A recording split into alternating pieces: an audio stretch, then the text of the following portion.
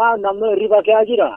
Gaarii masaatu kudha lamaan tokko jammaramee warra milishaa eegurra jammaranii milishaan isiin takkalakkalee isaan immoo karaa tokkoon mandara kee seenanii dubartii fi warra namoota guguddaa warra jaarsoo isaan dooma rafiitti isaaniitti mana cabsanii seenanii achumatti ajjeesan. Bakka ciisanitti moo? Lakkuma iddoo ciisanitti ajjeesan. Manuma keessa? Manuma keessa seenanii ajjeesan akka isaan beenu.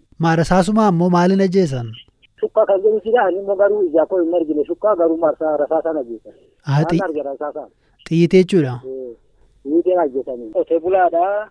Wayii polotika kee qabna miti simuunoo qotnee mabulla. Egaa maal beekne akka isaa maayirraa ka'eetti kan akkasitti kaati qotee bulaarraa akka inni gahoo bifa xiyyaafee ta'e akkasaan beennu. Inni du'eessa du'eera, inni du'eessa awwaalameera, inni jiriyyuu boorifiyyuu maal abdii keenya bakka attam taanee jiraanna.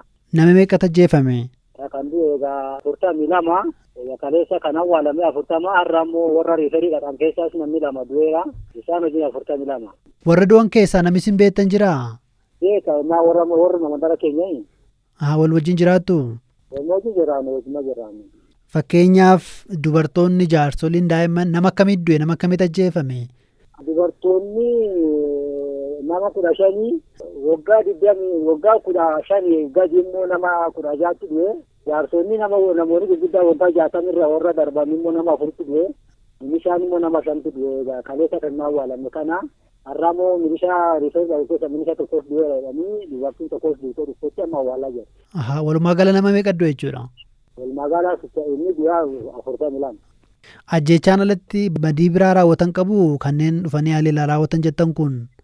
Ajjeesa biratti maal egaa hawaasa oofaniiru birris kan argatanii maal garafan suuqii mas garafaniiru. Warri kana godhan ee'uudha isaan? Ooneel shaneedha noo maal beekna reegame. Jechi koo attamiin adda baafattan? Isaan keessaa kanneen adda baasanii egaa maanni shurrubba isaanis jira shurrubba dhaakanii adeemu. Militari isaanis militari akka wotaadara fakkaataa kan isaan uffatanii. Kanaammoo kan warra gaagganne warra milishaatti wajjin innaa isaa warri kutanii kan isaan keessas kan du'e jira. Reeffa isaaniis argineerra kanaan wareegsheen sana ta'uu isaanii beeku. Hidhattoota Oonag Shaneettan keessaa kan ajjeefaman jiru? Nama jaaduwaniiru. Amma haalli akkam ta'e tasgabbaa'eera raayyaan ittisa biyyaa dhufeera?